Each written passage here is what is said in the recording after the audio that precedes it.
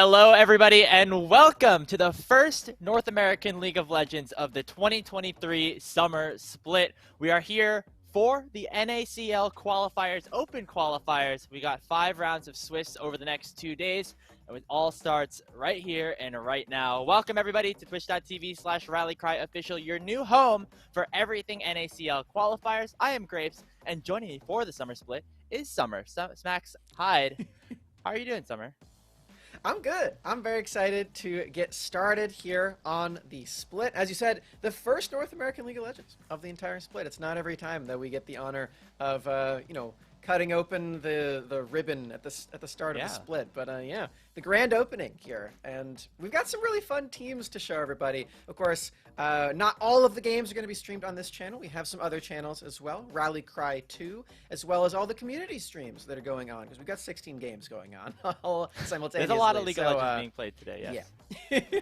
And if you are familiar with how the NACL has worked throughout 2023, you might have noticed and might have seen online that there are a couple of changes throughout the ecosystem. However, the general format of the qualifiers remains pretty much the same from the spring split. But with that, we can take a look at the format, describing to you all what things are going to look like in this week and also beyond throughout the next couple of months.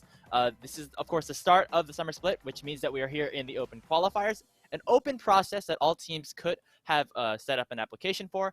Top 24 teams were automatically qualified, while the remaining teams were picked and then seeded by the NACL Qualifiers Selection Committee. And then after that, these teams will be placed into a Swiss bracket where they're going to be playing against each other over this weekend. And also, fun fact, me and Grapes were on that committee, so you can flame us for our votes. You can find those on the Twitter page somewhere. But yeah, Swiss stage, the way this works is highest seed plays against lowest seed in that bracket based on your record. So if seed 1 wins that game and there are no upsets, then the next round they'll be playing against seed 16, who will also be 1-0. You win 3, you're in. You win 2 or less, you are out, of course, in the entirety of the 5 games, and those are spread across both today and tomorrow. So a lot of action, 5 games per team, and if you are in that top 16, if you win 3 or more, then you move on to the group stage. And this group stage is very similar to what you might have seen during MSI. 4 teams and 1 versus 4, 2 versus 3. The winners play against each other and the losers play against each other. And then the loser of the winners match and the winner of the losers match will play against each other in the final round to see who the top 2 teams will be to move on to the playoff bracket. An interesting change from the spring split. The seed 1 out of each group gains an additional 10 qualification points, which does incentivize you to make sure that you win out as many games as you possibly can. But of course, both seeds will move on to the playoff bracket, which will crown the winner of both of our qualifiers. Yep. And winning pretty much everywhere is going to get you qualification points. But yes, as you mentioned, getting that first seed, really, really important out of those groups for the additional 10. And for your seeding going into the playoff bracket, the qualifiers elimination bracket, we've got 2 of these over the course of the entire split. But if you are a first seed in your group, you'll play against a second seed in another group, and just like the rest of the tournament, the more you win, the more qualification points you get. And to see a bit more of the qualification points breakdown, we've got that for you, as well as, I believe, the prize breakdown, too, because you do get money for winning games here in the qualifiers. Money, always a good thing. Help support these players. And that's been a big topic as well, considering the NACL. On twitch.tv/LCS Challenges League, you can now throw your subs down there. Make sure to check those guys out in a couple of hours. But each win in the Swiss stage gets you 5 qualification points. Each win in the groups and elimination stages is worth 20 points. And remember, as we said, finishing first out of your group gives you that additional 10. And after both qualifiers, the top 4 teams with the most points will advance to the NACL promotion tournament, where they will play against the bottom 2 teams of the LCS Challengers League in a double elimination bracket, with the top 2 teams out of that entire affair joining the NACL for the spring split of 2024. We can take a look at how each point distribution actually ends up working out. And there's a lot to fight for, of course, Summer, and not just here, but also now in the OQs, because you don't get a chance to earn any of these points if you don't make it out. Very true. A lot of points to be earned, a lot of cash to be earned as well. As you can see the prize breakdown, 6K, a little over that for first place. That's not too shabby whatsoever. And that's for both qualifiers as well. So if you win both, you get double the pot. So that's nice. Alongside all of the extra qualifier points. And again, those do qualify you for the promotion tournament at the end of the split where you're playing against the bottom two teams in NACL proper. So yeah, lots to play for. We, of course, don't have the teams yet because that's what the qualifier is for. We're going to be seeing who is going to fill out those brackets and who's going to fill out those promotion tournament slots by the end of the split. And we're going to get some gameplay on your screens here in just a little bit, too. And here's how this day is going to work. All 32 teams will play against each other now, and after all games have been concluded, Rally Cry, our tournament organizers, will be reseeding all the teams and formulating those matchups for the next round. As soon as that is done, we'll be back on your screens as soon as possible. There are 16 games, as we mentioned, going on at a time because of the way this format is structured. So if you do want to see where you can watch your favorite teams take the Rift, you can go to twitter.com/Team Rally Cry. They have a tweet posted there where you can check out where all the community streams will be. But before we, go into the action, let's take a look at the teams that we're going to be covering here on twitch.tv/RallyCryOfficial. It is the closest two seeds based off of what the selection committee decided upon. 16 versus 17 here in round one. It is Young Buffaloes taking on CB Gaming.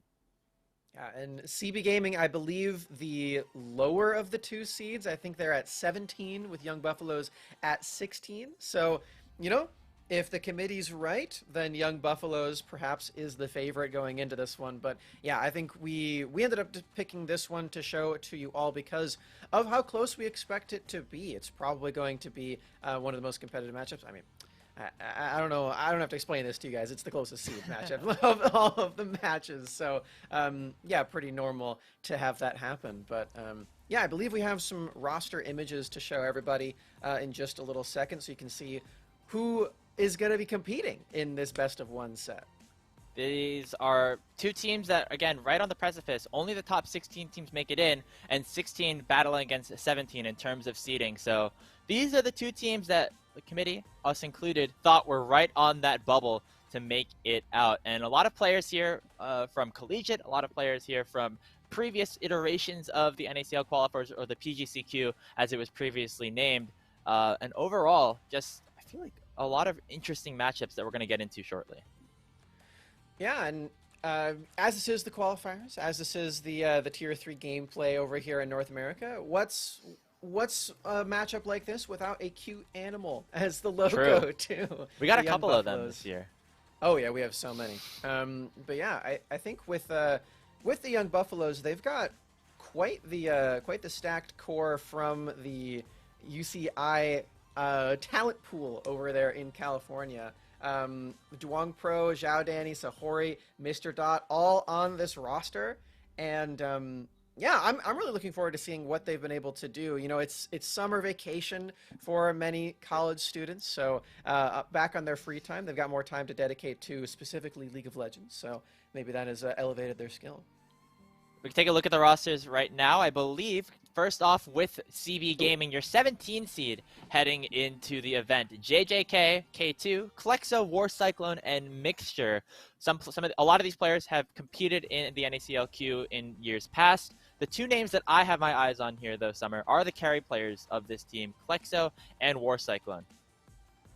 Yeah, Klexo, very young guy. I've known him for quite some time, fun fact, Grapes. I've been casting Klexo for about 4 years now. So I'm very happy to always see him in these qualifiers. I'm hoping that this is a nice bout from him. I think this is the highest seeded team that he's ever been on in these qualifiers. So shout out to Klexo for that one. But here we got the Young Buffaloes. As I mentioned, these are the cute little animal icon team with all the UCI players.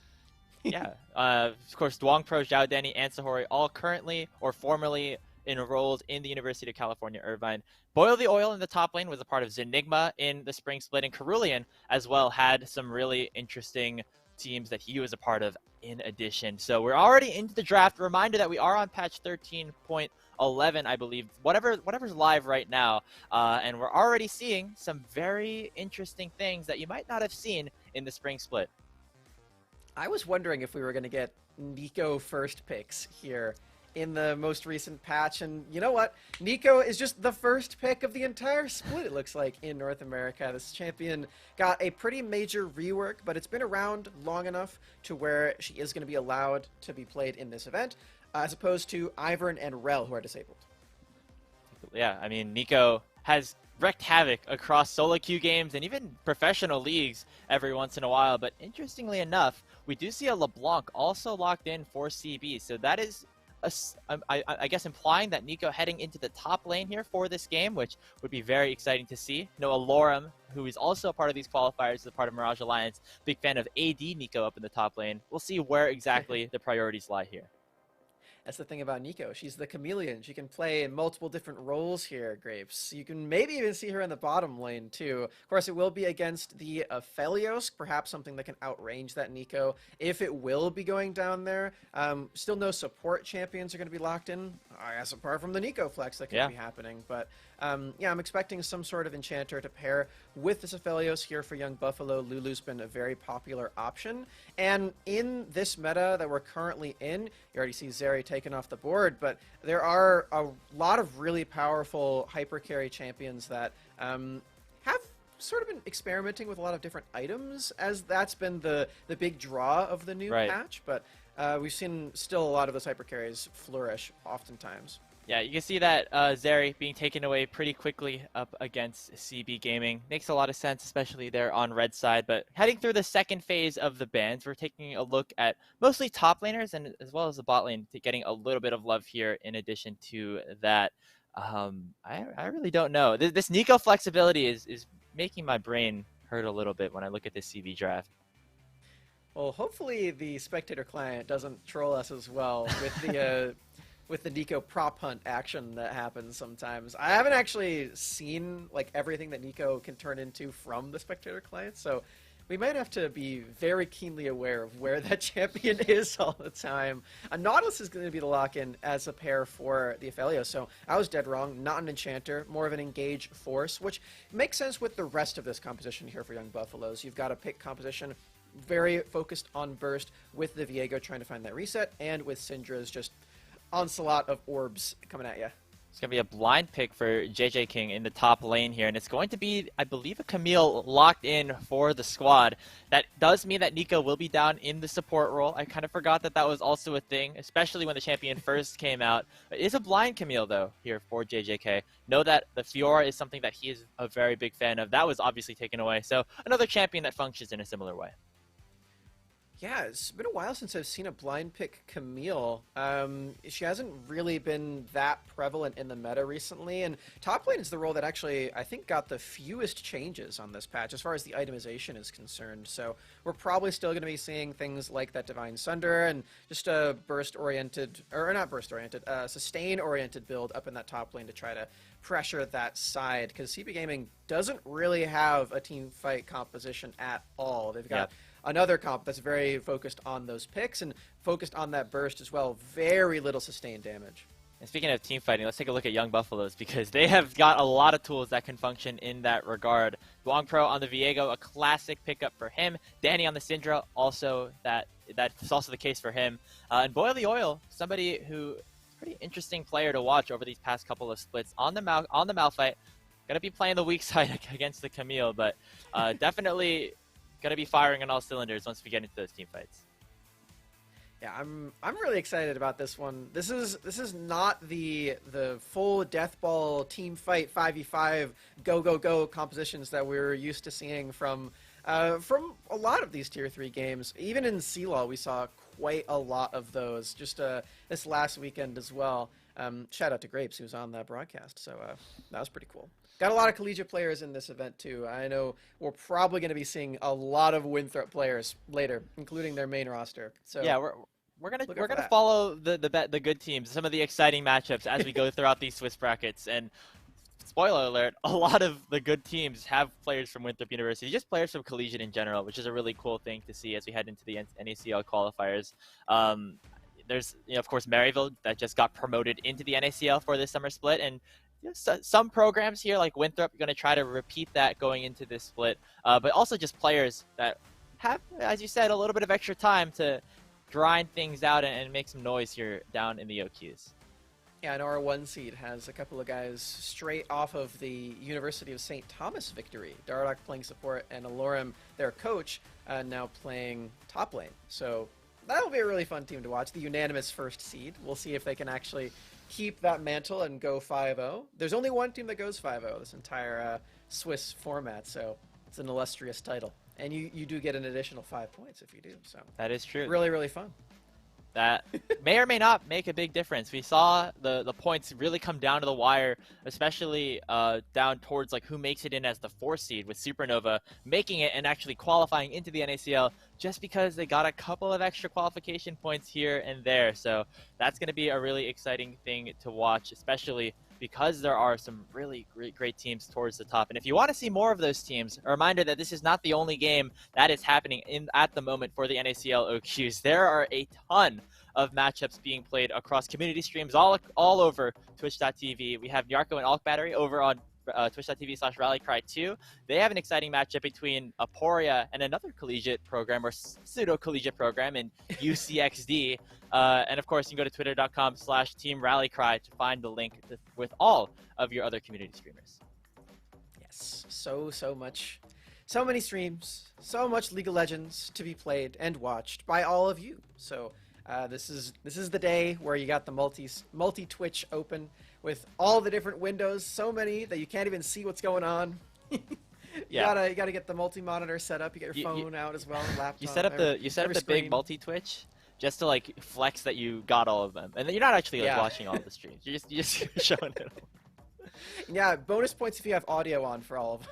Yeah, then you're really just not going to understand anything. Yeah, that's just a competition on who's the loudest caster, you know? That is true. If you can ask our producers to bump us up a little bit, just in case that is something that we need to do. We can, of course, go through all of the results between games. We'll make sure to update you all here if you want just confirmation and updates without having to turn to that big multi-Twitch, because this is always one of my favorite days of the split, when all these games are going on at the same time. You see these upsets here. Oh, I gotta go watch the VOD to see what happened back on that stream. Oh, I gotta see like why this like 32 seed actually won a game, and it's gonna be a good time.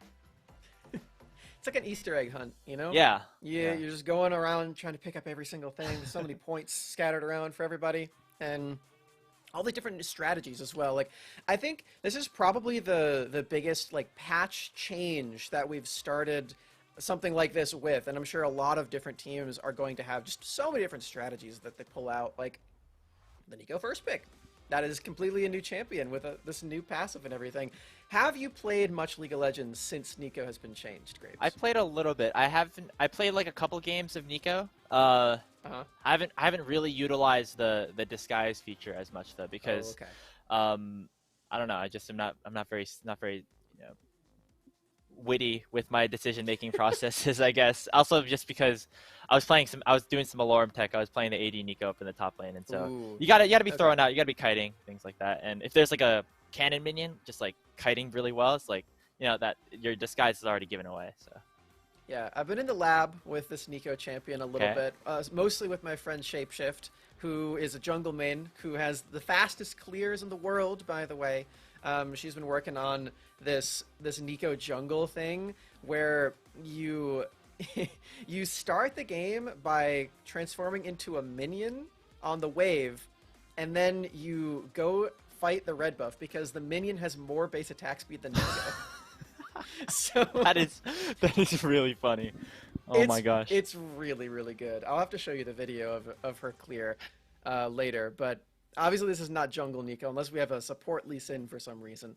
But yeah, that was really hilarious to watch. But other than that, I will say the passive change, really fun. The ult change is so strong. The fact that it knocks you up and then stuns you with the big damage, ooh.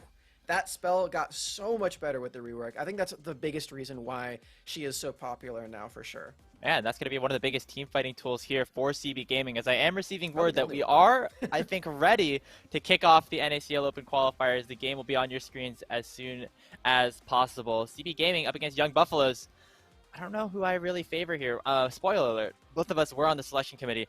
We both seeded these teams higher than... Well, I seeded these teams both higher than where they are right now. Summer, you had I believe Young Buffalo is right at 16 and CB a little bit higher. I did.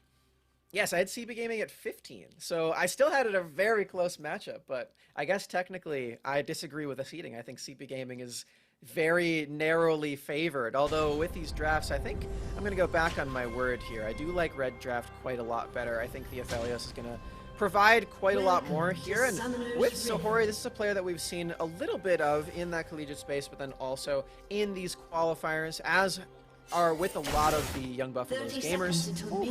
And start things off with a little bit of a cheeky topside level 1 as JJ King is forced to use that hook shot. Here we go. Oh, another hook's going to land, actually. Carillion finding the mark.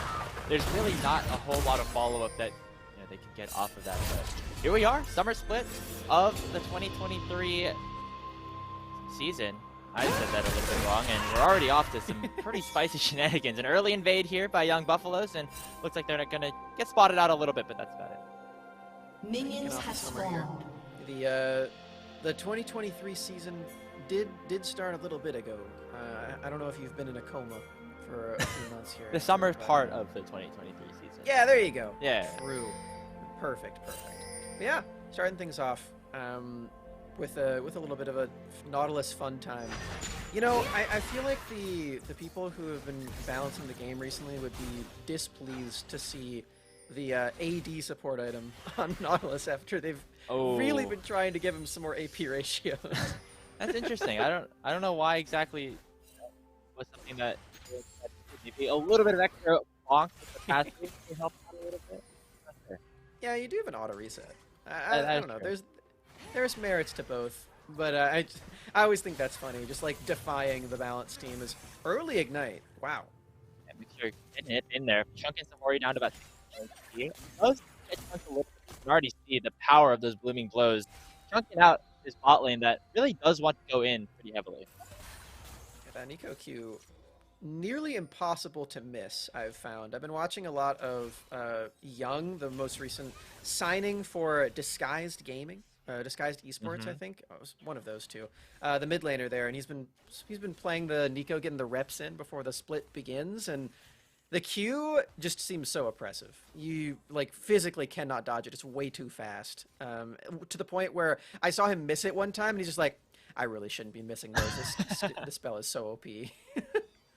So we're probably going to see a lot of that heavy trading, heavy poke down to the bot lane here for CB Gaming, and right now they are off to a slight advantage.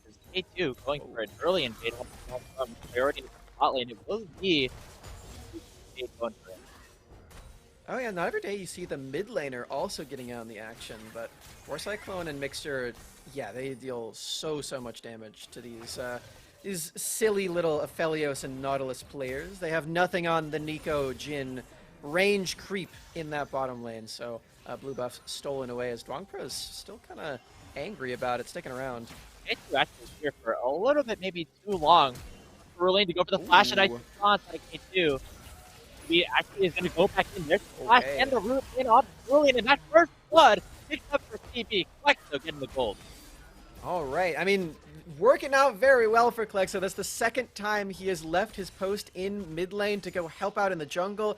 Down 10 minions for it, but first blood's going to be worth it as... Oh my goodness. Conquer's in a lot of trouble. There's the ward hop forward. Conquer already blocked one more auto. K2, where did this man come from? He's probably one of the more unknown names that we have on this team, and he is doing a great job here in game one. All right. I mean, K2, yes, absolutely he is just ruthlessly bullying Dwangpro in this jungle, but you can't credit the bottom lane enough for CB Gaming so far. Just the relentless poke that they've got down there. The bottom lane can't even match, even though they're so much closer to where Dwangpro is. They're just stuck underneath their turret trying to catch these minions, trying to not die to the continuous Nico poke. This is brutal so far. Already a 1.4 thousand gold lead opened up just on that play made in the enemy jungle bottom side. A lot of it does have to do with the War Cyclone. They're going to continuously poke Sohori out with the Death Burst, with the Blooming Blows. Be exerted down there, allowing for K2 to get such a large advantage. Yeah, and you're seeing as well that Sohori, he was getting bullied so hard, and he was stuck between whether or not to kill the minions and maybe try to help his team.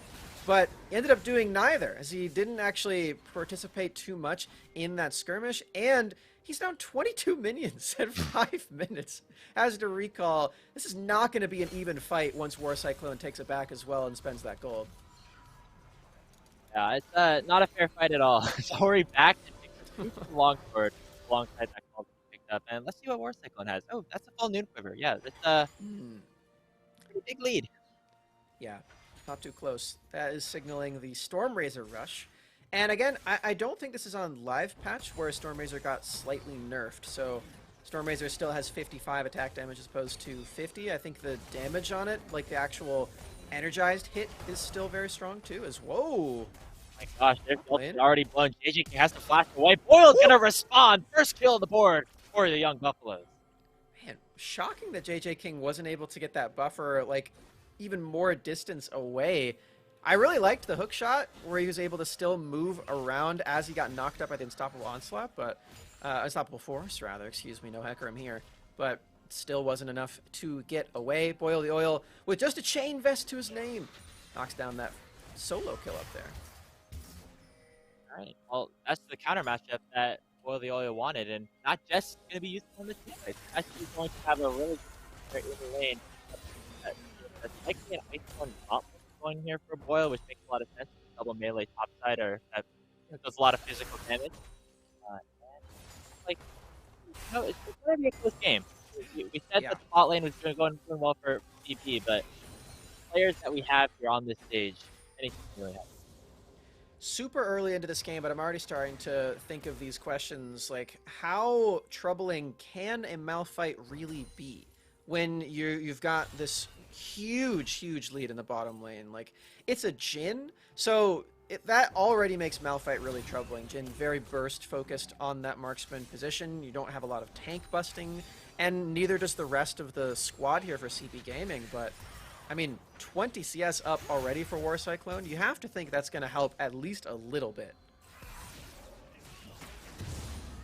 Jhin is in a pick that has really benefited from some of the item changes and things that have happened here in the mid-season update. And I'm excited to see it in action for the first time. This is the first game that I've had the opportunity to cast on Activision 11. So if things go as expected, War Cyclone will have to do it. I hope so. It's been too long since Jhin has been really popular, and that's just one of the coolest champions that League has ever produced. But is he cooler than the big rock monster of Malphite? That's the question. What do you think, Grapes? I don't know. I've already gone off the rails with this game. Dragon picked up here by Sifu, and a lot of damage as well. There's some issue with my microphone. I'm working to fix that right now, but oh, I see. You can't hear me. That's probably why. Oh my goodness. Whoa! Yeah, impressive stuff. Klexo just keeps landing these chains. That reminds me. Have you seen the tank LeBlanc build that's been popping up recently? It's very strange. It's like a I think it's the Iceborne Gauntlet and then Abyssal Mask on LeBlanc. I saw it on Twitter today, and it just sounds so goofy. I need to try it, but I don't think Klexo's actually going to be pulling that one out today, just going for the burst-oriented build. Does have that first blood already, forcing the flash onto Zhao Danny as well in this mid lane. So Klexo showing his skills very early into this game is just the mobile lockdown beast that LeBlanc can often be in these games. I've been very impressed so far with Klexo and the way he's been managing this lane and juggling multiple different responsibilities. As we said, he did go for so many of those early roams and sacrifice some minions to do so. Still down that 10 CS that we saw very early on, but making it work for himself for sure.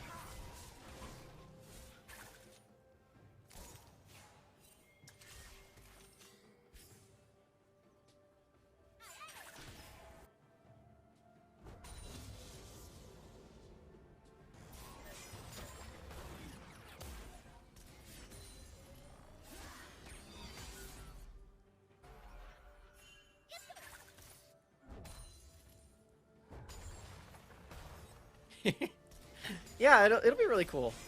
They've got their match and upgraded boots as well in this game. They can move around the map quite quickly, and you know that'll help when K2 is spending a lot of time just trying to dominate this map on the Lee Sin. Hasn't had any lane impact since the very early parts of this game, but did take a dragon very early on for CB Gaming. Maybe a soul win condition is on the cards for them, which would be very, very helpful, especially if it's a damage one, because again, this Malphite going to be very tricky to cut through, and he already only has a chain vest, and JJK is struggling in that matchup. So imagine when he has 400 armor and 6,000 health. It's going to be very, very tricky.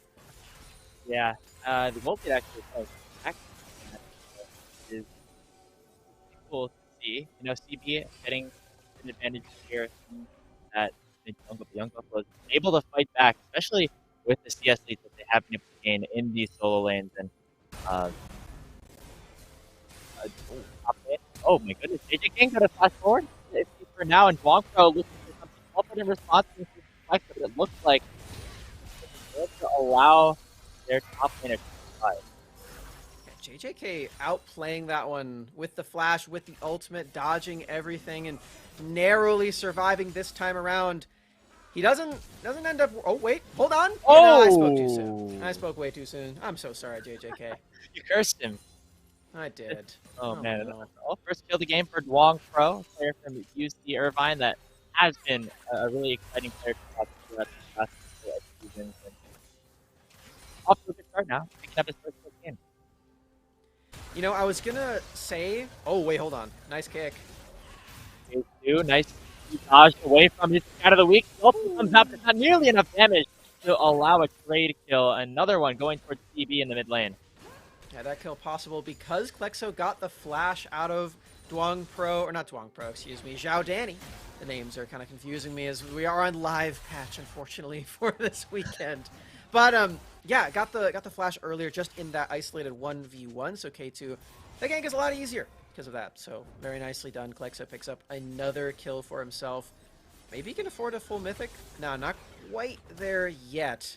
Unfortunately, the Lost Chapter, not quite as expensive as it used to be, so it doesn't hold as much gold power, I guess, in the if that's what you want to call it. Right.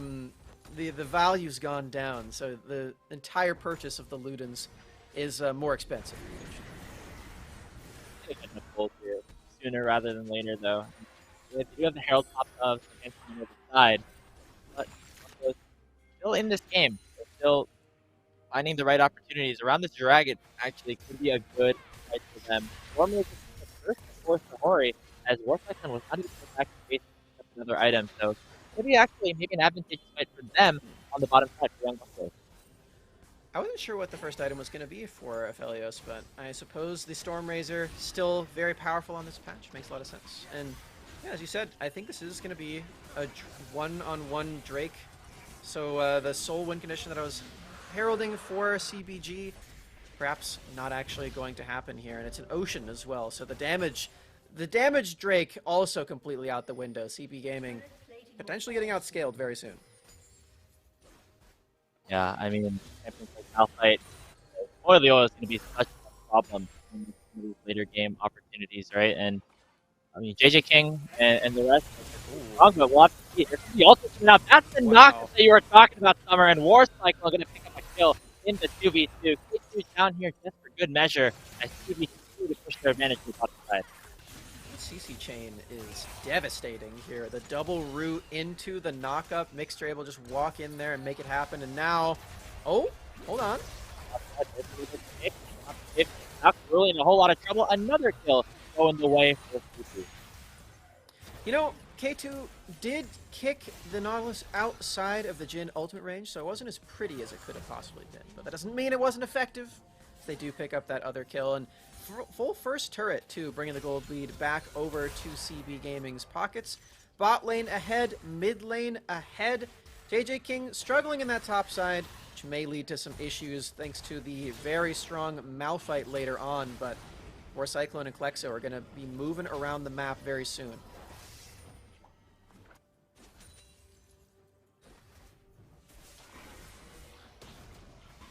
Ah, I see. Okay. We will have Grapes back here shortly. Sorry Sorry about all the issues, everybody. I hope everyone's having a nice Saturday. Hope everyone on the OQ teams is having some fun games as well. Best of luck to everybody. Got the Rift Herald started up by Young Buffaloes as Klexo's flashing in. I think he actually might get the solo kill. Holy moly. That's ridiculous. Klexo is just putting on a clinic in this mid lane. Zhao Danny cannot keep up. Klexo flashing in. And the only good thing here for Zhao Danny is he didn't actually flash that time, but even that is a very small amount of solace. Klexo 3-0 on this LeBlanc. And that actually is going to be a pretty big issue for a tank like Boil the Oil is playing here on this Malphite, because he really wants to get armor. Klexo's, you don't really want armor against this LeBlanc who has 3 kills now, so that actually might cause an issue. Oh my god. K2 just in the perfect place to assassinate Sahori, who was just trying to get the map rotations, face checking that brush. Not the right move. We've got a team fight up in this top side. K2 does land the Sonic Wave here, but the Nico knockup is what's really going to matter. 2 onto Young Buffaloes, knocked into the air, but Boil the Oil is here. How tanky can this Malphite frontline end up being? Not tanky enough, because everyone can just go right through him. Everyone on the side of Young Buffaloes will fall. Boil the Oil, he can be as tanky as he possibly wants to be, but if he can't protect his team, then it's not going to matter at all. Finds 1 kill in return. That's a delayed ace here for CB Gaming, finding 5 kills. And 5 kills is now what Klexo has to his name as well. Oh boy, this is a mid lane dunk so far for Klexo. Well done. Hello, I think hopefully back a little bit, and hey, what just happened? We were having a very close game here, Summer, and all of a sudden CB Gaming pretty much on top. That mid jungle going pretty well. Yeah, I think Young Buffalo just they tried to start their team fight phase, and like their carries are just so weak right now, both in item strength and in levels. As you can see, Klexo up 2 levels in that mid lane. So yeah, Klexo's kind of running the rift at the moment. Also, K2 had a really strong positioning where he just assassinated Sahori just above the Baron pit. So yeah, pretty rough game so far for Young Buffaloes. And this is a team that had a lot of high expectations coming in. You know, they were seeded above CB by 1 seed, of course, but you know, definitely people were thinking, including myself, that this team could do some damage. Had some players that did really well in the NACL qualifiers in the spring split. People like Danny and Carulian, but right now struggling to find their mark up against CB Gaming. Yeah, it would be a shame to see Young Buffaloes not qualify. I know this is only game 1. We've got a lot of tournament left to go, but UCI has definitely struggled to make it past the Swiss stage throughout the entirety of this year, which has been a shame. I think a lot of the players on that roster, both in the official roster and this sort of scrappy team here as well, have impressed me many times over the years, and to see them not make it would be a shame, as I said. But you know, it's still very early. They could still potentially come back into this one. They do have a Drake to their names as well, and they've got this Malphite, which is again very scary to scale against. Yeah, but the rest of the damage pools not really there just yet. Sahori is 0-2-0, only has that 1 item. Same here with Danny, with the Luden's Echo being completed finally. But for the next like 10 minutes or so, it's going to be very CB Gaming favorite. They have this composition that likes to scrap, likes to skirmish, and all their big carries are insignificant leads. And I want to talk about K2 for just a second here, Summer, because this is somebody that we haven't really seen too much, and having a really good performance in this first game. Yeah, I agree. I can't remember the last time that I saw K2 actually play, but yeah, the early game started off with a bang, using the bot lane and mid lane pressure. So deadly effect onto Duong Pro, just kind of knocking him out of that early portion of the game. And Viego is that champion that really spikes on 1 item, so delaying that really put a deadly impact on this one. As you know, they were able to pick up 2 Rift Heralds, as we see that one crash up on the top lane. That really hasn't mattered too much in this game whatsoever. CB Gaming up over 3K in this one. And things have slowed down a little bit since, you know, the team ended up happening. So the lead has not grown much, but definitely still has to be in a pretty good spot. That last second, just a minute ago, and now maybe a skirmish around this top side river. Wow, K2 just doing a good job to secure that kill. And wow, Baron spawning at just the right time. I think CB might try to take it at 20 minutes. That has got to be the worst possible time to get picked off as the jungler here. And now the rest of Young Buffalo's 4v5 have to try to find some way into this team fight. Oh, here comes Flexo, oh my back god. in onto the backside. Danny's going to get rooted up. Not dead just yet. Moonlight Vigil going to get dodged away from by the ultimatum. Curtain call out. Nobody dying just yet, but it will be Danny going first in the fight. A 3v5 now opening up here for CB, but with Dwong Pro respawned, it will be enough for them to pressure off the Baron for now. Deadly Flourish only going to hit onto Boyle. Already used that ultimate. A two-man root coming out here from Mixture. And K2 on the backside forces Sahori down. Everybody on Young Buffaloes will fall as a huge fight win comes through for CB. Oh, that was just such a well-played exchange here for CB Gaming. They get the pick off onto Dwong Pro. They start up the Baron, and all of a sudden, Young Buffaloes are in a situation that is just so lose-lose. Do you try to stop the Baron and probably lose the fight? Or do you just give over the Baron and just say, all right, you have the best objective in the entire game at this point? So, I don't know. Now they have to go for some sort of steal. They've got a Blast Cone up, but that's kind of it. Plexo on the hunt. Oh, wow. Doesn't even need to join his team. Taking down Dwong Pro just like that. It'll... you know, gonna just be the Baron going over to CB Gaming, who have come out firing here in the first round of Swiss. This is a game that CB Gaming can really be proud of. It's a seeding upset, if a small one, and one that they've had the lead the entire time. Not an easy composition to pilot either. I mentioned when we were in the draft still, this composition very different from the likes that we see normally in the Tier 3 gameplay. It's not very focused on the 5v5. It's one where you really need at least two of your lanes to be winning as hard as they won in this game, where Klexo was able to find huge solo advantages, solo kills onto Zhao Danny, where War Cyclone and Mixture were able to completely bully Sahori off of these minions. Oh, and already another skirmish. This is the result. Yeah, Danny gonna get bursted down just like that. The huge Pop Blossom coming out from Mixture as well. K2 continuing his reign in his first game of the NACL 2023. Klexo going to go in as well. Dwong Pro forced to go back to base. Two members down just like that, and Baron still in the hands of CB. Yeah, this game is a wrap. CB Gaming going to be closing this one out very, very shortly. Only 22 minutes into this one so far. I don't think that Banshee's Veil is going to help Zhao Danny survive against the likes of Klexo. I just want to point out, by the way, in that fight before, Klexo got like 6 auto attacks in onto Zhao Danny. A very underutilized part of LeBlanc's kit, but one that is very satisfying to make work. I love LeBlanc's auto attacks. This has been a PSA. That's what it is, right? Public service announcement. To take the attack speed shard in LeBlanc. Feels great. And once again, just a big statement for Klexo and the rest of CB. I remember Klexo in the last qualifier had a great Aurelia game against, I believe it was Team Ambition, who was a really highly regarded team coming into the qualifiers, but him with Lotus unable to finish off the job in the OQs. They ended up going 2 and 3, barely missing out on making it into the top 16. But now, an opportunity with some really strong players. War Cyclone having a great game. I really, again, just want to reemphasize what K2 has done to set things up for the map of this roster. And I think this might be a pretty scary team. This is one that I will have to watch for moving forward. Got 40 seconds left on this Baron. Looks like it's just going to be used to secure the Drake here. CB Gaming will have 3 to their names. Maybe just going to play it safe. Maybe wait for the full Drake Soul power point for them once they have the extra sustain in these fights. Although, fights have been pretty short so far, Crepes. I don't know if they really need it to close this one out. Maybe a couple more picks if Young Buffaloes do decide to step a little too far forward, which they have been known to do in this game. 19 kills, of course, so far for their opposition.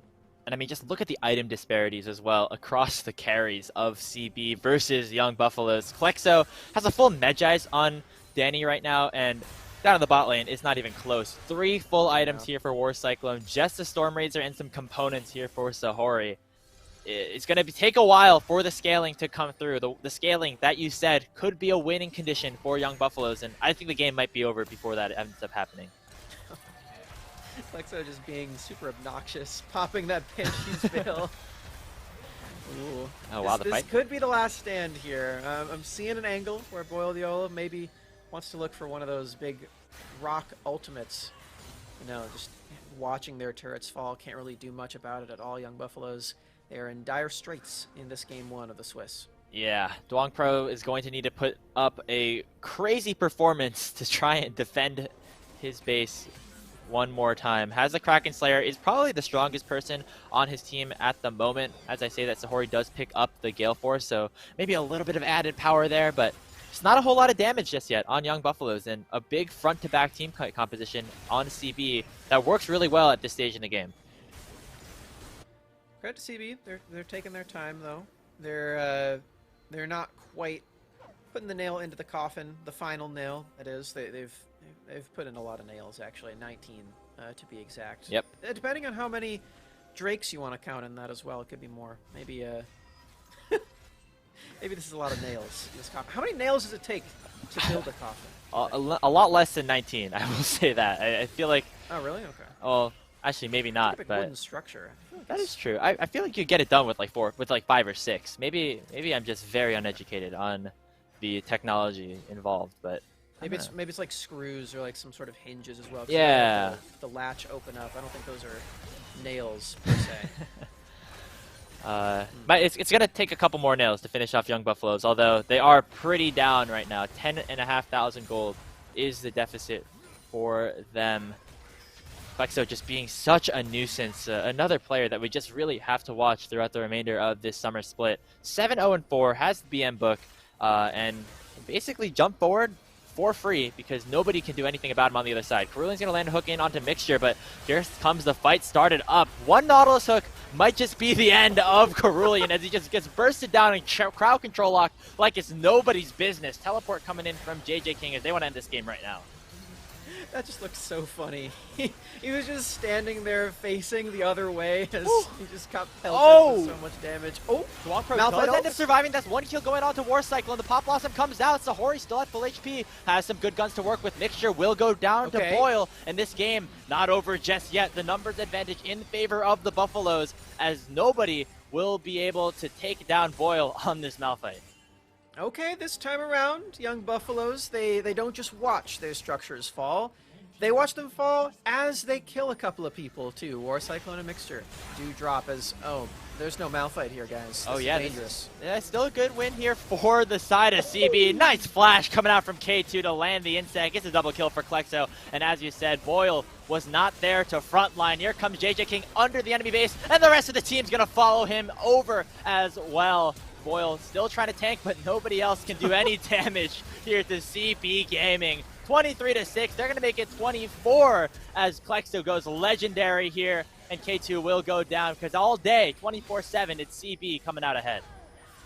Oh, the sadness and despair of a Malphite who can't stop the LeBlanc and the Lee Sin and the Camille from just looking past him, just hopping right onto his head like a Goomba, and jumping over, getting to that backline, and then just pretending like it never even happened, walking away. He's just there, trying to clap them, doing a little bit of damage. Can't take any himself. Boyle is very tanky, but it doesn't really matter if he's the only one left alive. He can't dish it back. So. Yep. It's so tragic. It's just so hard to watch, right? Because like if this game was a little bit closer, I feel like Young Buffaloes would be winning a lot of these fights at the moment, and you can see Boileola trying so hard in this game. Has 3 completed items with the Thornmail and Abyssal Mask now been picked up, but Soul about to spawn for CB, going to make it all the more difficult for Young Buffaloes to have any angle back into this one.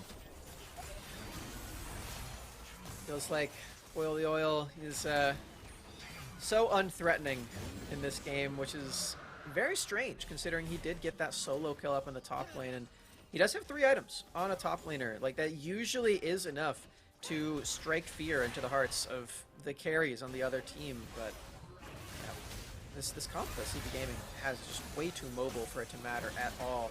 Already a quarter of the Baron's HP taken out. Happy Pride to JJK. Love to see that one. It is June, of course. And yeah, that's going to be a second Baron. Alongside the Soul, which we've kind of just brushed over, because, again, doesn't really matter that much. These fights Yeah. are so short that the extra sustain I feel like isn't gonna do too much for you. It's yeah, looking pretty good right now. You know, they're playing by the book at least, right? CB knowing that they can probably just, you know, go standard and finish this one off. Want to make sure they are in no position to try and throw, especially after, you know, losing a very small skirmish a couple of minutes ago. But they now have Baron, they now have Soul, and they're all 5 strong in the mid lane looking to close this game. Plexo on the flank around this bottom side inhibitor looking to add a little bit of additional pressure as that bot lane inhib almost falls. Feels like we called this game about 10 minutes ago. It is still going, but we have not changed our minds whatsoever. This could be the last exchange. Well, the oil, again, very tanky. How much is that going to matter here? It's going to take a while for him to die, but maybe the rest of his team not so much. Deadly Flourish going to come out. The Nexus turrets are under fire. Cerulean has to start the fight, and he does so with a hook onto JJ, but he just is able to hook shot out safely, and now he is on the backside. They use a Nightlight ultimate only onto one, and Cerulean dies in response. So Hori has a good ultimate, has the red-white, but the Pop Blossom comes through once again, and the wallets are just too big. CB Gaming will pick up an upset and win the first round of the NACL Open Qualifier. A 28-kill upset at that. Very, very nice game from CB Gaming. Again, it took a little longer than when we actually called the game over, but again, it never swung the other way. They never gave over an inch. They just took the entire game by storm, and CB Gaming starting things off very, very highly. And depending on how many other upsets actually happened, they might just play against the highest seed in the entire tournament in round 2. Well, I was just about to say, I was scrolling through some of the results that we have here, Summer, and we already have quite a few juicy upsets coming through. Right off the bat, one of the biggest ones that I saw here was actually the team Froggy5, the 9 seed, going down to Palisade Esports. And in addition to that, CCG ended up falling to Beagle Brothers, and a couple of other upsets as well. You can keep those updated wherever you are on Twitch, on twitter.com/rallycry, Team Rallycry, I believe. That'll have all of the results. But we're almost done with these games, and looks like we're in for a pretty exciting day, Summer. Yeah. Wow. That is, I mean, we're going to get clowned. The committee's going to get clowned. There's this many upsets in just the first round, but, you know, that's the fun of this. We can't get 100% of them right, because then there wouldn't be a tournament to begin with. It'd just be a seeding competition. And nobody wants that. No, everyone wants to just watch some League of Legends, and we definitely watched some already. I believe the Rally Cry 2 channel still has a game going. Oh, yeah, they're only 17 minutes into that one. That one looks really close, actually. Potentially another upset over there. Aporia seems to be down about 2K, so go give that a watch if you're waiting here with us on Rally Cry 2. But yeah, it'll be a bit before we actually get another game on your screen. So even if you don't want to watch the Rally Cry 2 channel, which you should because it's the same tournament, there are going to be a lot of other streams to take a look at all across the community. So be sure to be on the lookout for all those. Make sure to head on over to our community streams or to twitch.tv/rallycry2. We'll be back shortly with the next round of games as soon as all of the first round of matchups conclude. We'll see you in a little bit.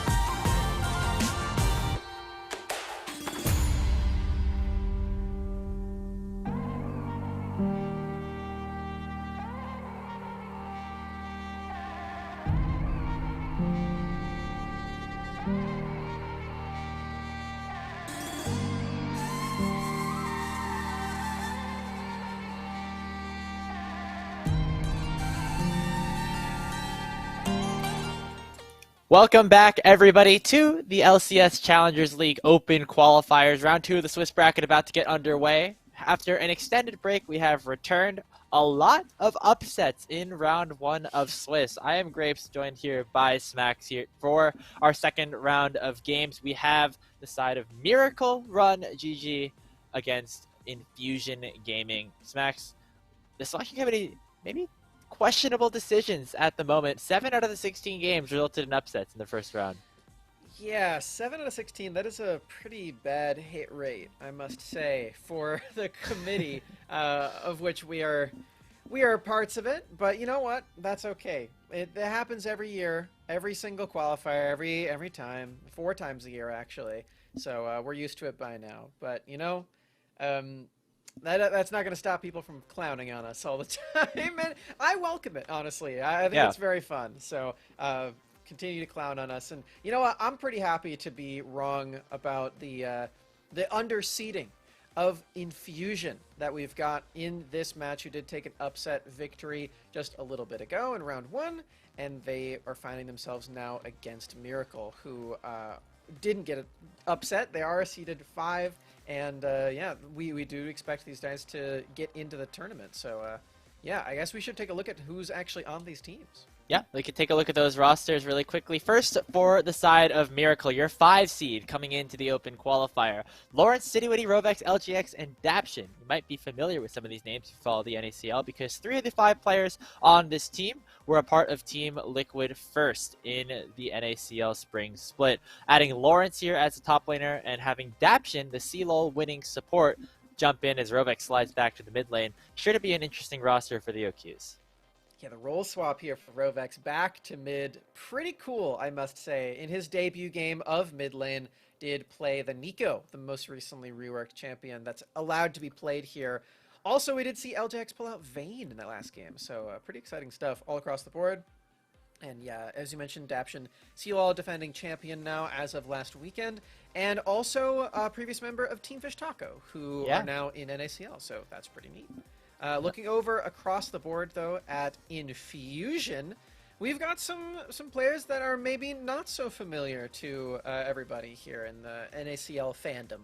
Yeah, we can take a look at their roster right now here. Marios, Farin, Zusty, Ryle, and Jensen. These are a group of players that came over from solo queue. Farin's has some competitive experience on Arizona State University, but a lot of new faces, and they came up big in that first game. Yeah, I've gotten the chance to talk to some of the members on this roster, and I'm told that this is one of the rosters that came together closest to the roster cutoff. They haven't practiced too much together because of that, but their practice seems to be going quite well, as they did get that first round upset.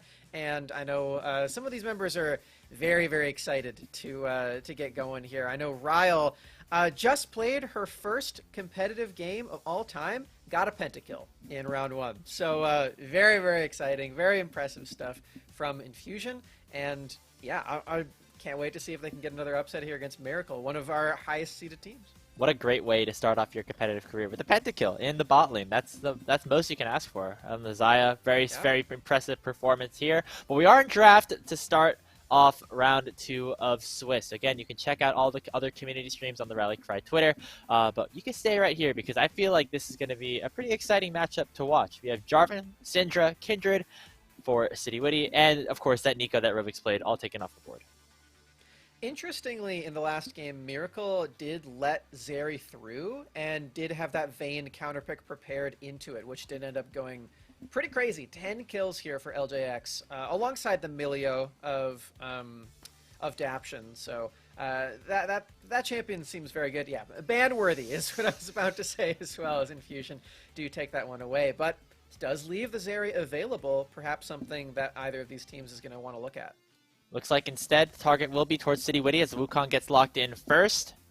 For Infusion, though, know that Ryle is a big carry player down in the bottom lane. I'm sure she would be happy to pick up this Zeri along, some picks like a Lulu or a Yumi, which is still available. I don't know. I don't think it's disabled here on this patch, so we're all ready to go on this champion. The bot lane definitely going to be a target here on this one too, though.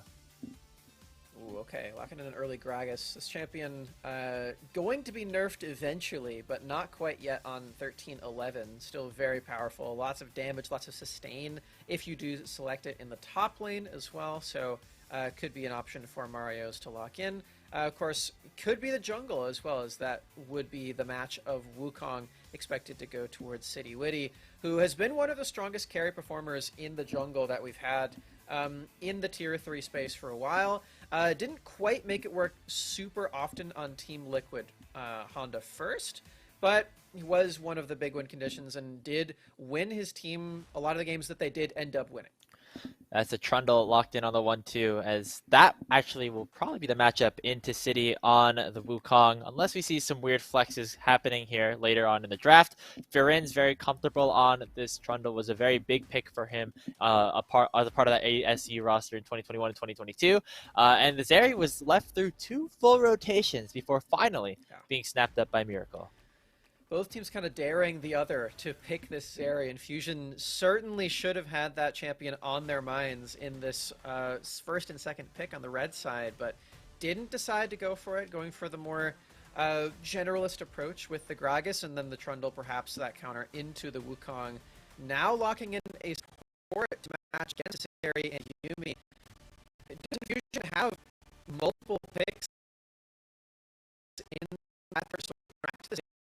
I'm really looking for is Miracle does have the opportunity to take away 2 some nice ball players on the table here for Go, or Ryle could pick up something like the Aphelios, the Kog'Maw, now banned away.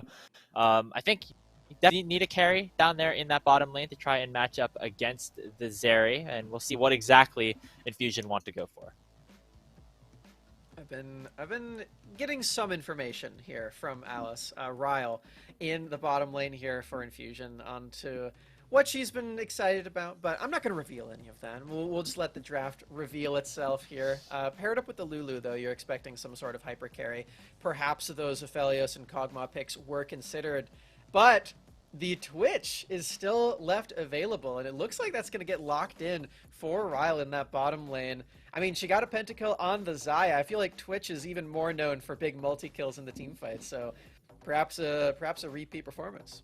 We're going to see some very strong front-to-back fights here in this game, I'm pretty sure. Oh, we're still swapping around the marksman a little bit. I think it's the Jinx going to get locked in here for Ryle instead. Still very, very good team fighter, still a very big threat, and paired alongside that Lulu, always a good thing. I know she's been really adamant on Twitter recently about being the inventor of the Trinity Force 80 carry, as that has been one of the most popular mythic items across multiple marksmen on this patch. I think Jinx is an exception to that, though. I'd be surprised if she actually did pull out the Trinity Force on this champion. I know she made like a tier list of what champions can use the item the best. Of course, Zeri being at the top of that. I think that's definitely the expected build here for LJX. But yeah, Jinx still in that hyper carry setting here, pairs nicely with the Lulu. Will need to be very powerful in these 5v5s, especially now with the likes of Orianna coming through. A lot of zone threat that Jinx can sometimes struggle to play into. Yeah, the Ori for Rovex, a big classic for him in the mid lane, and then that Lawrence Gnar, also kind of that standard pickup that top laner for Miracle likes to go for. Zusty in the mid lane, going to be locking in a Sylas to match up against the Orianna. And I mean, we said it in the first rotation here, Summer, but the team fights here are going to be crazy. Yeah, this is very different from the last game that we watched that was very pick oriented. This one seems to be super focused on the 5v5. One thing I think is important to mention though is Infusion did pick this Trundle, which isn't necessarily the greatest team fighter jungler that you'd expect to see, something like that Wukong with the Cyclone, but can do a lot to cut down the tankiness of something like the Wukong or potentially this Gnar that's been locked in the top lane here for a Miracle. You know, once it turns into Mega Gnar, sometimes you have a lot of trouble killing this, but maybe with the Trundle ultimate, that's no longer going to be the case, and the Jinx can start getting excited. Yeah, it would be a really big statement for Infusion if they're able to go 2-0 as, I believe, the 21st seed coming in. Only one more win after this game would secure them a spot in the top 16. But same goes to be said for Miracle. You know, this is a team full of players that had some high expectations coming into the year, and on Team Liquid First did not necessarily match them. They were relegated from the event back a couple of weeks ago, and I think showing that, you know, even with some new players able to come back and make a really strong run, that would mean a lot for them, and just, you know, give them a good feeling going into 2024. Yeah, of course, they couldn't stick with Surdy in that top lane. He is still on the Team Liquid sub-roster, I believe, for the Challengers team, so still up there. But subbing in Lawrence, I mean, that's not necessarily that big of a downgrade considering how many top laners you could have gone for. I mean, Surdy's very, very good. It's still, like, I think a lot of people would agree that this is still less expectations on a player like Lawrence compared to Surdy, but this guy's been a really strong competitor for a very long time in the space. I remember them going quite far with him in the top lane for Cloud9 Amateur back in 2021, one of the strongest amateur teams that we had back in those Proving Grounds days. So this guy's legacy cuts deep. Also around on things like, I think he was on DK Crew, wasn't he? It's on DK Crew run? And Taco Gaming, swapped over with City and Rovex, actually, so has some experience with these players as well. Big collegiate player too, so very, very fun stuff. And you know, we're gonna get to see our first on-screen performance of Rovex playing mid lane in a very long time too. So yeah, a lot to look forward to here for Miracle. I think they've been seeded very highly for a good reason. They should be favored just based on that alone, and what I think to be is a very strong composition as well. I mean, Zeri, one of the most powerful champions in the game right now, to win this game. So we'll see if Miracle can keep those expectations high for them. Yeah, I mean, that it would, again, for LJX, kind of a mid-season sub coming in for Team Liquid First on the Zeri, so a lot of faith being put into him throughout this open qualifier. Played the Vayne in Game 1, played now on the Zeri in Game 2. I feel like he was somebody who a lot of people kind of wrote off as just like kind of the substitute, but now with a couple more months of experience, getting the chance to play with these teams, play with some of his teammates here, it could be, you know, a pretty good opportunity for him. Yeah, and I think it's fair to say that LJX's performance was a little underwhelming in that regular season and in the playoff run for Team Liquid First, a very short one at that.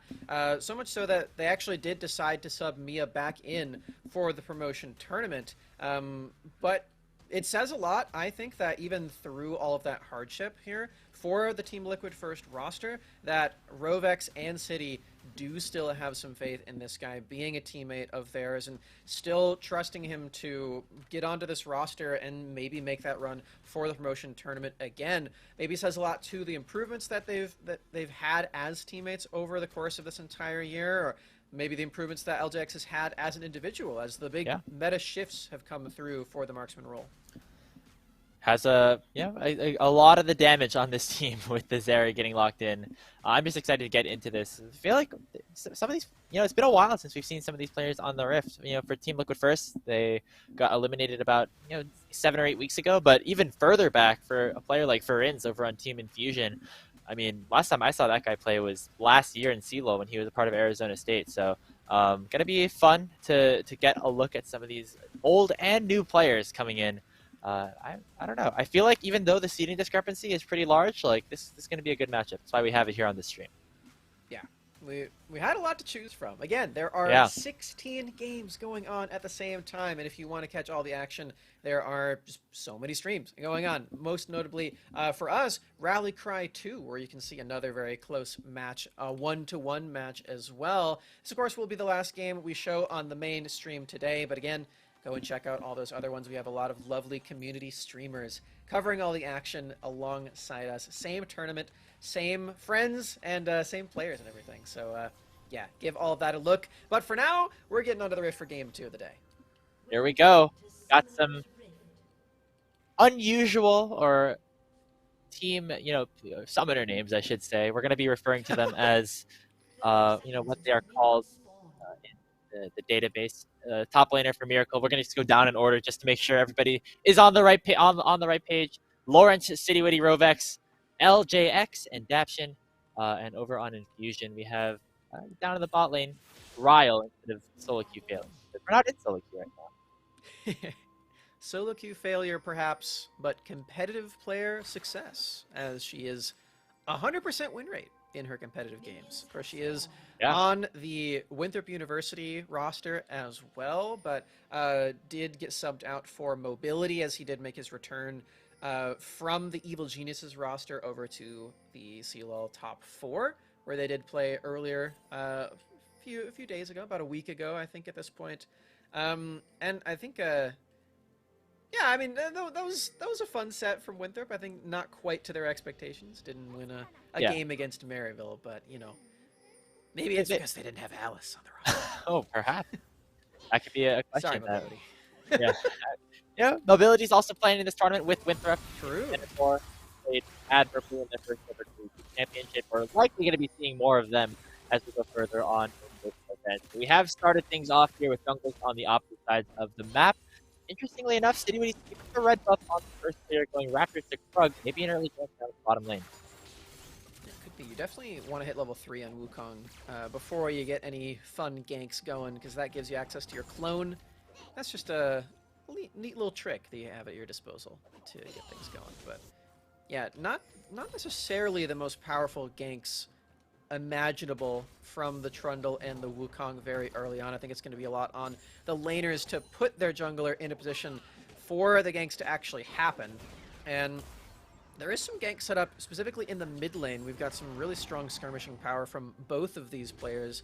More of a hard CC approach from Zesty on the Sylas. So perhaps could be the difference maker in the 2v2. With that, the early game will be a fun to watch, but we're really looking at those fights later on in the game. It's now about which one of these players can get the biggest advantage possible for those fights. That's our major objective, and that's what the competition is for. I can't wait for these 5v5s. I really hope that we get a more even game so that we get to see the sparks fly. Because, as broken as Zeri is, she is just really fun to watch. Work her wonders in the team fights. It's just a nice time. It doesn't feel great to play against the Zeri Yumi, but boy, does it look cool.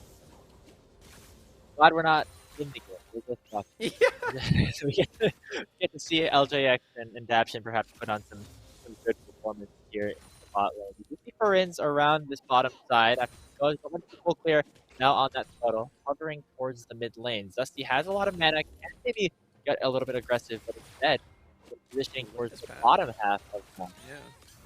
This is really sneaky. No vision here, too.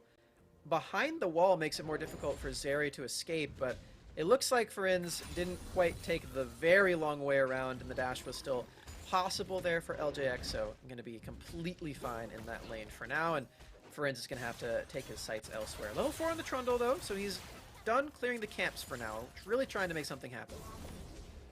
Now, setting up a gank in the mid lane, is trying to duck forward onto Rovex. Now has to run towards his Trundle. That will be the flashes being traded into jungle.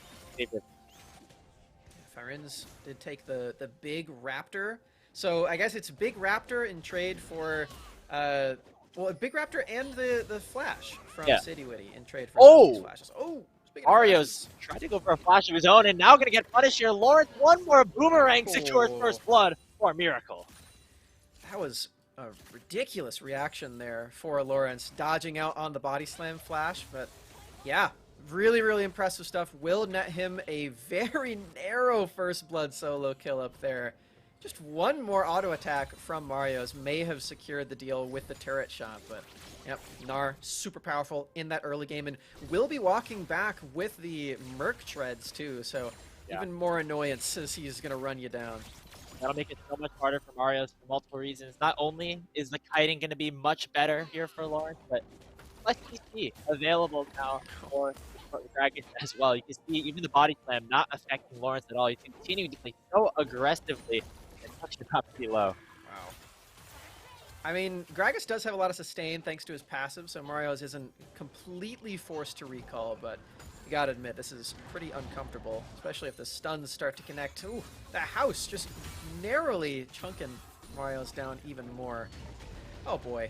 Oh boy, level 6 well, there's hit. a stun. A wallop. One more little boulder is going to do the deed, but he doesn't even need it. Oh, it's not a good look here up in the top lane. Two straight solo kills for Lawrence.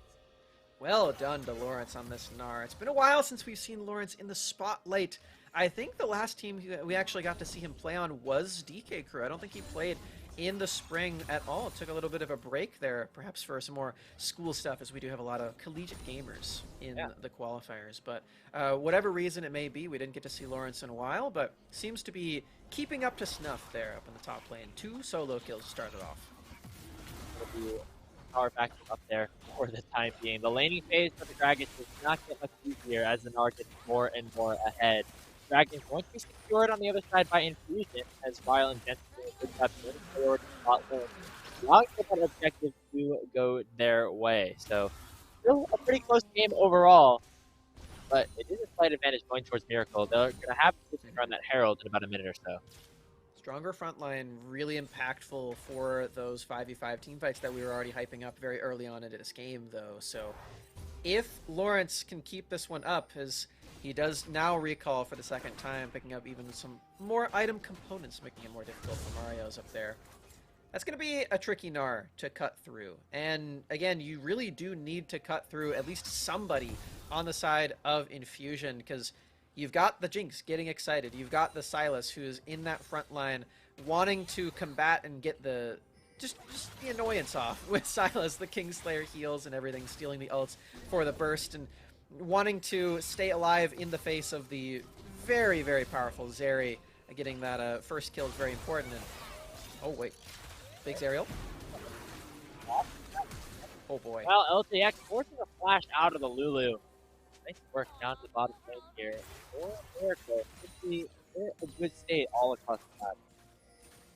Forcing the flash there from Jensen. I mean, you see right there the polymorph onto the Zeri grapes? See that? That is the only really easy hard crowd control that they have onto Zeri. And you can see how little effect it actually had there. The entirety of Infusion is going to have a really difficult time locking that champion down.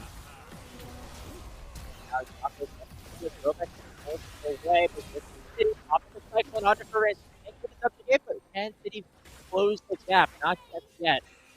Another play in mid lane, favoring Miracle, but this time no kills going over. And City just barely does not have the flash to follow, thanks to the early exchange from before. Robex did get chunked out pretty hard in this one, and they did force City to... Oh my god! Robex chunked even more, but yeah, they forced City away from the Rift Herald, which is a quite nice exchange there for Infusion, denying that objective, at least for a little while. Lawrence, so strong in double 6 has been hit.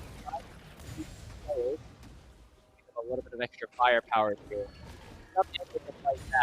As top lane, again, just unrelenting is Lawrence against Marios.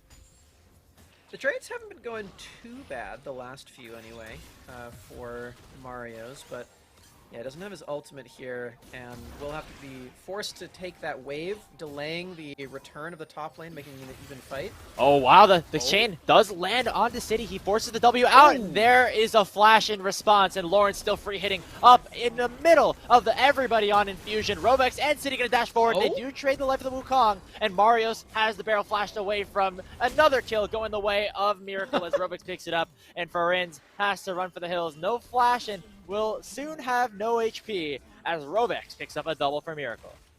Jensen tried to make the roam up there as well to even the odds, but just a little bit too late. Didn't secure any sort of utility for his team that he just had to watch die up there.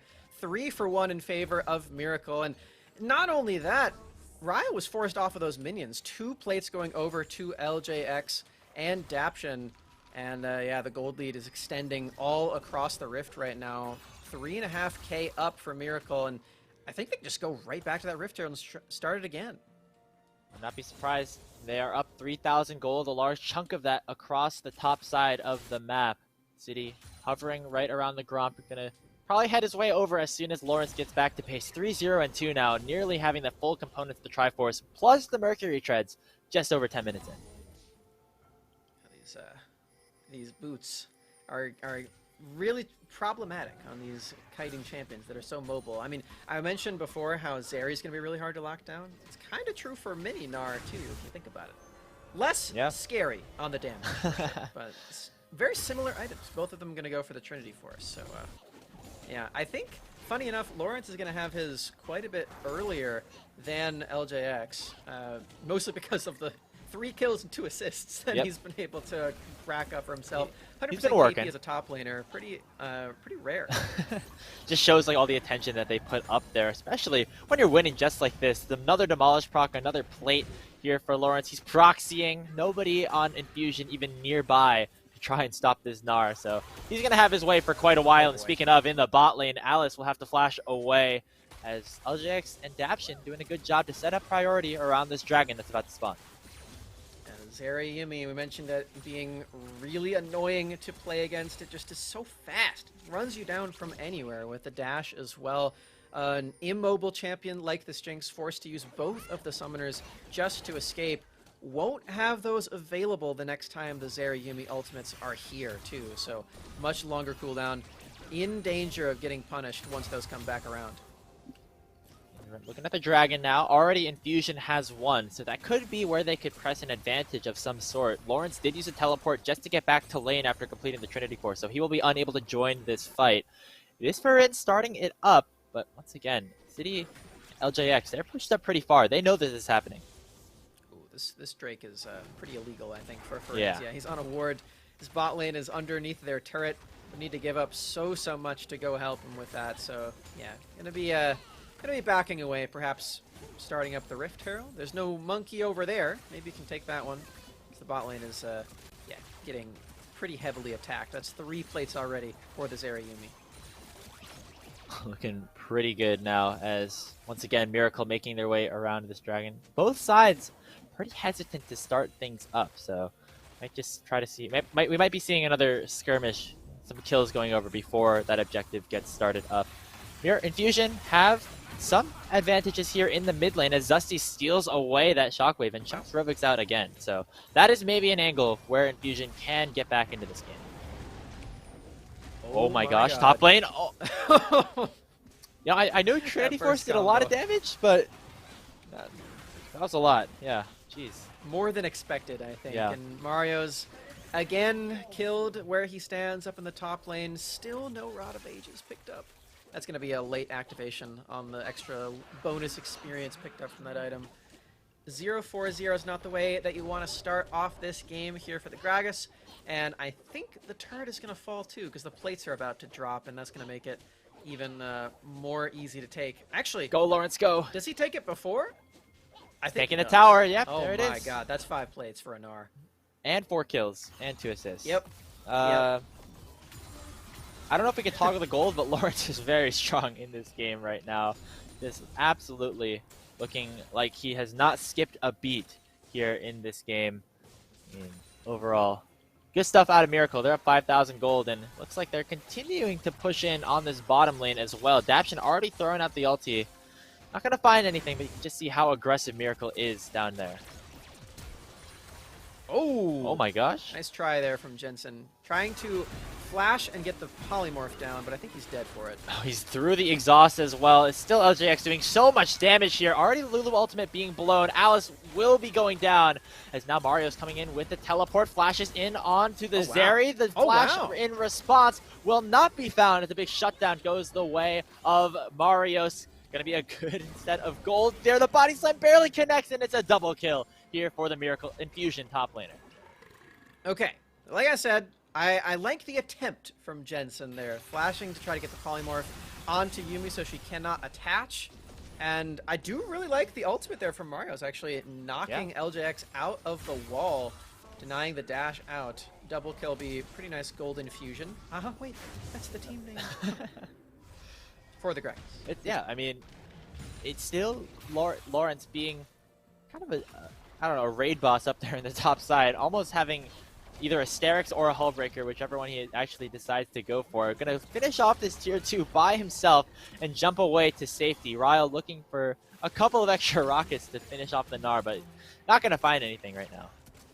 If they did find Lawrence, that actually would have been pretty tricky because he is worth 850 gold right now. Yep. Probably more now that he has that extra turret. So we're taking a look at the bottom lane jungle for a little bit. But yeah, this is oh, he's got Hullbreaker now too. 2 items on Gnar, 0 items on Mario's, even after the double kill. I think he's got the Rod of Ages now. He's recalling. He must. He surely does. Yeah. Okay. Hey. Start the clocks. 10 minutes and we will have another level here for Mario's here. And oh my goodness, Zeri and Yuumi doing a big job of damage here, but they aren't able to find anything. Ryle is going to pick up a kill. They're going to flash in onto City as well. Rovex might have an opportunity for a shockwave. We'll use it to knock 2 away, but it is still a 3rd kill going over towards Infusion. A big overextension for Miracle. And now, maybe there's an angle back in.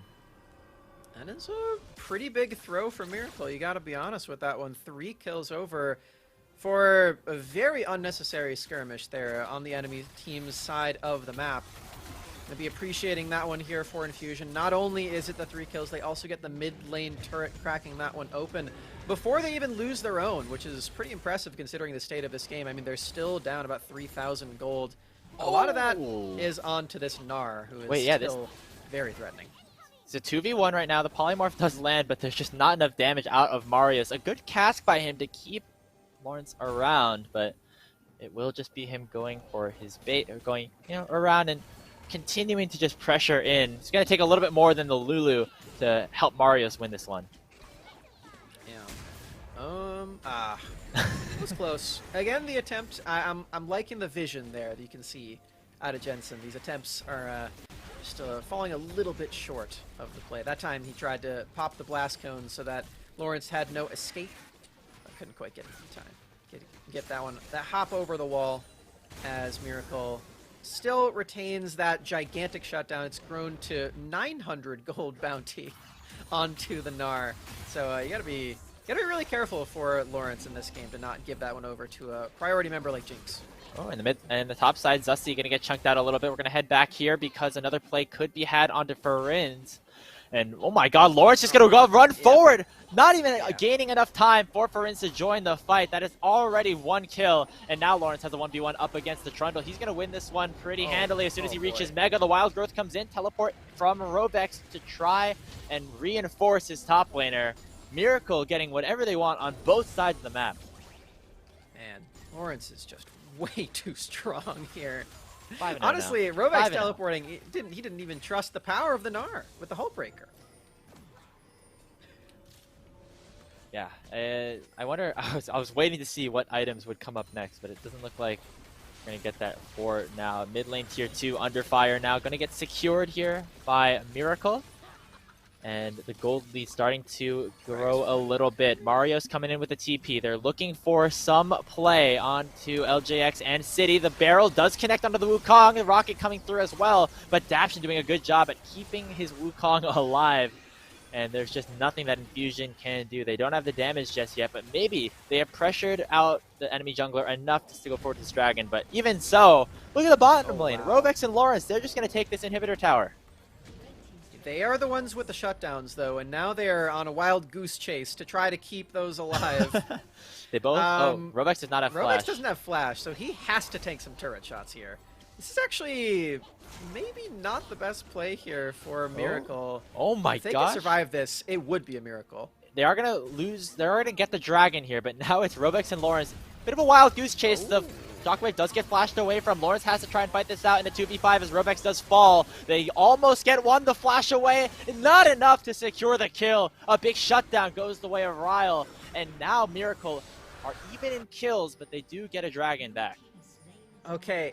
I mean, Miracle's getting a lot off of the Rift there, but you can't deny that this is a little too fast and loose, I think, than they should be comfortable with. They gave just so much gold over to a Jinx with a Lulu on her team. That's 2 items now. Jinx is now matching items with the Zeri. We're getting there.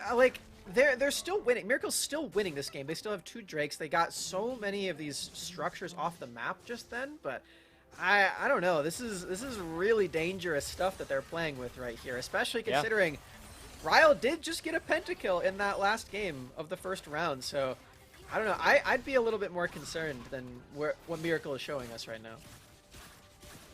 A large portion of this gold lead now is in that top side of the map, with Lawrence having a pretty big gold lead up there. 3 completed items. The Black Cleaver now finished.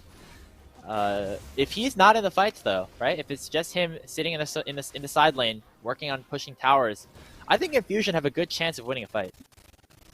Yeah, better than they should, for sure, considering the early game that happened where they just lost like so many plates. The top lane got solo killed 4 times, or I think it was 3 times, and then 1 was on the Rift Herald, and then 5 plates to the Gnar. I mean, this game should not be as close as it is, but it's only 3k in the lead for Miracle. They're matching in the kills. I don't know, Grapes. This is a fun one for sure. Yeah. But this is far from the cleanest game we can see. Dusty maybe in a little bit trouble. Still stole away the Wukong ulti and flashes away. Here comes LJX though on the Zeri. Pops the ulti, dashing forward. And it will be a kill picked up. That's a little funky, I guess. But Rovex is going to be the one to pick up the final blow. Bit of a stopwatch helicopter maneuver there from Silas. I haven't seen that one. Does he do that in the Mage Seeker? You play that game? Yeah, I have not. Maybe that's a new ability that we have unlocked here in this next level. Miracle starting up the Baron, actually. Yeah, they're always so fun. Dusty is down for another 20 seconds, and Lawrence is just strong manning his way away to force Infusion out of the pit. Ryle, though, and Marios looking to try and fight back, as the Baron is already about 4,000 health. Farin's going to get gnarled away. No chance at a smite unless Farin can get in right here and right now. The barrel comes out. Here comes the rocket. It does not secure the kill as City picks up the objective. Now a teleport coming in from Zusty. Looks like Infusion want to try and chase this out. Baron recalls are in the hands of Miracle, so they will likely be able to get out safely with the Baron in their hands. Man, that was close. Did you see Ryle tried to use the Gale Force also to execute? Yeah. I don't know if it can even get into range from there, but I like the attempt. that was basically the only way to actually get into that pit. Anybody, as you said, Farin's just being bullied over there on the other side of the map. I mean, Lawrence is way too strong. Now Baron picked up by Miracle. They were already taking structures quite nicely before that, so I have to imagine that these structures are going to be very, very easy to topple. Got still some work to do, though, and it looks like Mario's going to be the target here, as Zeri Yuumi going to be very strong right now, as that is an easy kill picked up. Target going to be the bottom lane inhibitor, which is left open right now. And looks like Jensen's in some trouble as well. Here comes City picking up a double kill for his marksman, and it looks like the rest of the cavalry coming in clutch. It is the Wukong falling, though. Asferin picks up a kill, but it's still a 3v4 here for Infusion. Ryle's going to have a big fight alongside Zusty if they want to defend the base. Super minions and Baron empowered minions now going to be spawning in for the next couple of minutes. Just backing away, though, is Miracle. Not going to try to go for anything too spunky in these fights. They did already lose their jungler after all. And yeah, just trying to make sure this one is as clean as possible from here on out. I think they acknowledged how deadly it actually is giving these shutdowns over to a Jinx in the late game and are playing more coordinated this time around. Drake's up in 30 seconds as well. They do still have that as a win condition for later, but a minute left on Baron. They're teleporting up to the top lane. It looks to me like it's an attempt at a triple inhib. Yeah, that would be the most standard play, and the gold lead quickly has kind of been blown open a little bit after that Baron was taken down. Infusion still have 2 items on their Jinx. They still have 2 items on Zesty. Now 3 with the Shadow Flame unlocked. Looks like they're going to try to go for broke here. In onto the Zeri they go, but she just does not die. LJX just going crazy, and the Gnar ultimate out of the Lawrence as well. 4 kills for Miracle, and they're pushing for the win. Oh, Lawrence putting on an MVP performance on this Gnar, starting things off in the lane, and the team fights are just as good, if not better. 4 players locked down in that Gnar ultimate. Oh, he's gonna die for the cause! But it's okay, because Miracle are going to take their second win in the Open Qualifier here for the first time in the summer, excuse me. Oh my goodness, I forgot where we were in the year 2023. There goes the Nexus 2-0. Miracle are, as they are now 1 win away from qualifying into the group stage of the NACL Open Qualifiers. I'm happy to see that here from Miracle, that they're able to find these levels of consistency. I'm happy that Lawrence is back better than ever as well, and it'll be good to see these guys participate in the oncoming group stage as well. Yeah, I mean, we seeded these guys really, really highly for a reason. A lot of players with a lot of experience, a defending CLL champion, some members of Team Liquid just last split, and yeah, a very crushing performance from them, specifically on Lawrence's side on the Gnar. Very well done, but yeah, I mean, for Infusion now at 1-1, they still need 2 wins to move on, but I think we saw some pretty interesting stuff from them that could lead to that performance. Just got to make sure you don't get Lawrence up in that top lane just like that. Yeah, it was a bit rough up there, and Marius is somebody who has a really good record in solo queue, but has not had a ton of competitive experience just yet. So getting matched up against somebody like Lawrence, who has played years in collegiate and amateur and tier 2, tier 3, all of that, maybe a bit of a rough debut, but we'll see more of Infusion hopefully later on in the Open Qualifier, and maybe later on as well if they end up winning their 3 out of 5 games. Yeah. That is the last game that we're going to be showing on this stream today. That was just the second one here. But again, as a reminder, not only do we have another Rally Cry official stream on Rally Cry 2, which is still going, by the way. That is Komodo versus Single Target Healing. That game is 30 minutes in, a bit of a banger. Looks like Komodo's going to close that one out, though. But you can find out for yourself over on that channel. And many of the other channels that are going on. Many, many community streams that I believe we do have in tweet on the Rally Cry, Team Rally Cry, excuse me, Twitter page. So definitely check that out. And if you're an NACL fan, sit tight, because that's starting up in about 3 minutes. We got to go check that one out as well. Remember, if you have a Twitch Prime, you can send it over to twitch.tv/LCS Challenge League. Get some cool emotes, get some cool swag as you support North American talent. You're doing that right here as well by following us in the OQs. We'll be back tomorrow with more action, the last 3 games of the Swiss bracket. On behalf of Smacks and the rest of our crew here at Rally Cry, I've been Grapes saying so long, and we'll see you tomorrow.